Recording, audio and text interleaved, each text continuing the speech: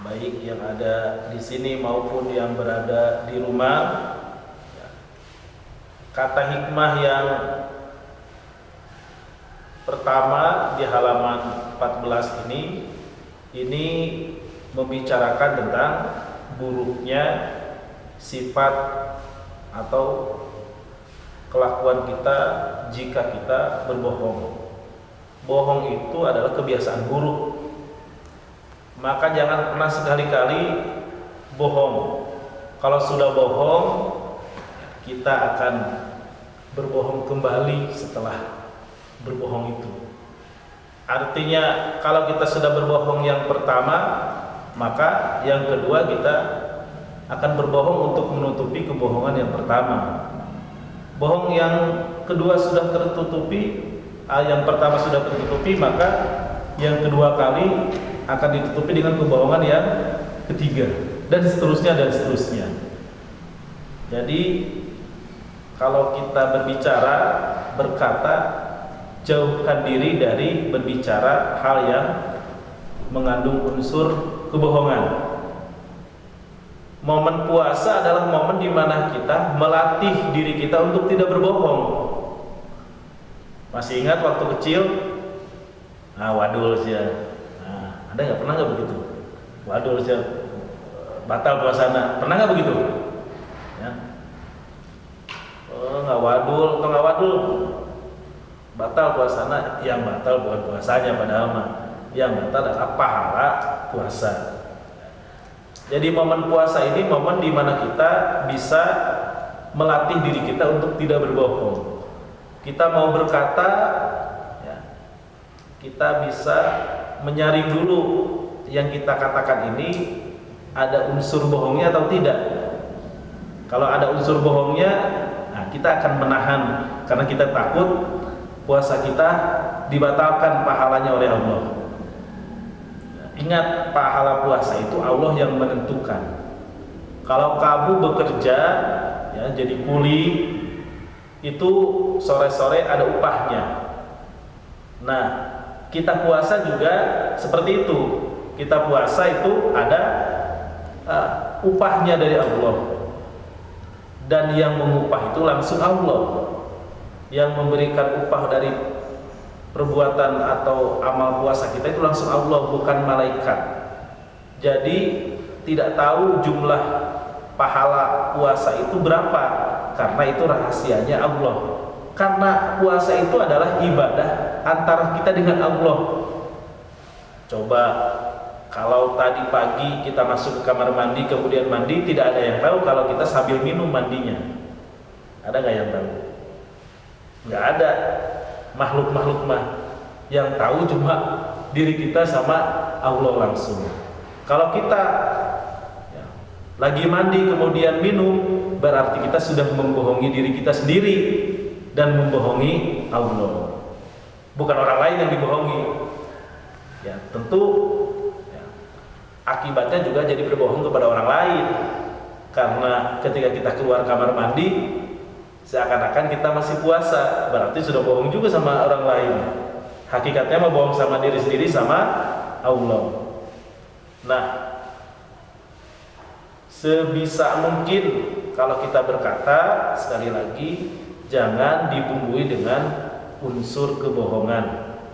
Karena itu adalah seburuk-buruk perkataan manusia. Kalau sekarang kita berbohong, akan hilang kepercayaan dari orang lain manakala kita ketahuan berbohong. Kita mempercayakan kepada orang uang 10.000 misal, tapi kemudian kita berkata uang tersebut hilang, padahal bukan hilang, uangnya kita gunakan.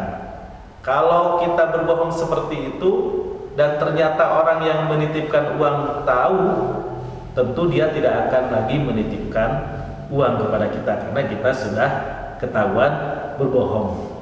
Itu artinya setiap perkataan bohong kita akan mengurangi kepercayaan orang dan kita tidak akan dipercaya oleh orang lain. karena nanti akan dari mulut ke mulut menyebar, tong percaya kasih etamah wadul wae ya. Dipercaya oleh si A bohong, dipercaya oleh si B bohong, akhirnya tidak ada orang yang percaya, dan ini melemahkan diri kita ya. Kekuatan diri kita itu kan pada kejujuran. Kita bisa hidup dengan mulia, dengan baik itu diantaranya dengan sifat jujur kita. Kalau kita sudah mengatakan sesuatu yang bohong ya, berperilaku yang dusta ya, maka ya, bersiap-siaplah untuk hidup menderita ya. Jadi jangan sesekali bohong, katakan apa adanya sekalipun itu terasa pahit. Walaupun pahit, ngomong apa adanya, karena kadang-kadang memang pahit ya. Kenyataan itu pahit ya. Kalau kamu ditinggalkan sama ya, wanita idaman kamu ngomongnya kamu terlalu baik buatku, itu bohong gitu. itu dia menemukan orang yang lain gitu, yang lebih kaya, lebih ganteng, lebih mapan. Kalau dia bilang kamu terlalu baik, itu bohong. Tapi mengatakan sesuatu yang benar walaupun pahit itu lebih baik ya. Maaf, saya sudah menemukan orang lain yang lebih nyaman buat diri saya. Itu lebih baik daripada kita bilang kamu terlalu baik buat saya. Kenyataannya kita nggak pernah meraktir wanita idaman kita. Ya, jadi katakan yang benar sekalipun itu pahit, sebagaimana kita ketahui ya pepatah tersebut. Qulil haqqo walau kana murran. Katakanlah yang hak sekalipun itu terasa pahit. Tentu pada beberapa keadaan beberapa orang juga bertanya kepada saya, Ustadz, ada gak bohong yang boleh? Ya ada bohong yang boleh, selama bohongnya itu satu, misalkan dalam kondisi darurat, menyelamatkan nyawa manusia. Seperti ada orang yang sedang dikejar-kejar, sekarang zaman begal nih, zaman maling, karena banyak residivis ya, banyak narapidana yang dibebaskan. Semisal nanti ya ada orang yang lari kepada kita, lari ke rumah kita, kemudian dia meminta perlindungan karena ada orang yang sedang mengejarnya, dan orang yang mengejarnya itu kemudian bertanya kepada kita, melihat apa tidak orang yang sedang berlari atau lewat ke rumah kita, maka disitulah kita boleh, karena sedang melindungi nyawa seseorang. Ya, boleh bohong, enggak lihat, padahal ada di bawah meja kita, di bawah kursi kita. Tidak apa bohong saat itu ya, hanya untuk menyelamatkan nyawanya saja. Karena kemarin juga kejadian di Jakarta itu, seorang pemuda yang keluar jam 10 malam, kemudian disangka begal, akhirnya digebukin sama massa, sama masyarakat, dan akhirnya meninggal. Malah timbul fitnah dan timbul keburukan, timbul madorot. Jadi saat kita seperti tadi keadaannya dalam darurat itu boleh ya. Tapi Rasulullah juga mengajarkan kepada kita, kalau kita bohong pun ya bohong yang kira-kira mengarah ke benar. Seperti ada yang bertanya, Rasul, apakah di surga, apakah saya masuk surga? Kata Rasul, enggak, kamu enggak akan masuk surga. Ya bohong, enggak akan masuk surganya.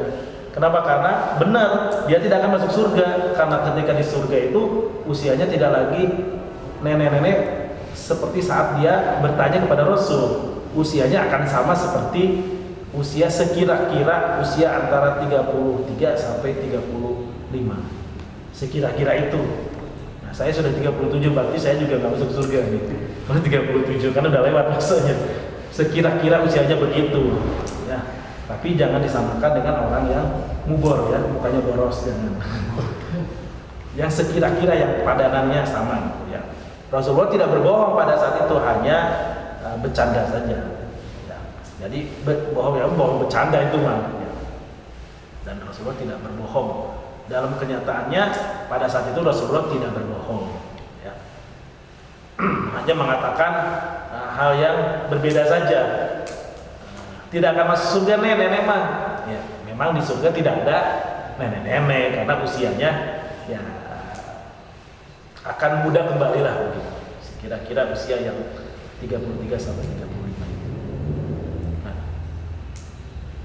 jadi sekali lagi ya, apalagi kita sekarang sedang puasa 30 hari ke depan latihan nih. Latihan untuk kita tidak berkata bohong. Dari hari pertama sekarang sampai hari 30, insya Allah menurut hitungan saya puasa itu 30 hari sekarang. 30 hari, bukan 7 hari, 30 hari. 7 hari di bulan April. 30 hari karena hitungan qat'i ya, hitungan hisab dari lembaga falakiyah juga demikian. Insya Allah mudah-mudahan Allah mengiyakan apa yang kita hitung itu. Ya, latihan supaya nanti habis lebaran nggak bohong lagi. Ya. Jangan sampai habis lebaran bohong lagi nih. Kalau sekarang sebelum puasa pernah bohong, jangan sampai habis lebaran bohong. Ya, hindari.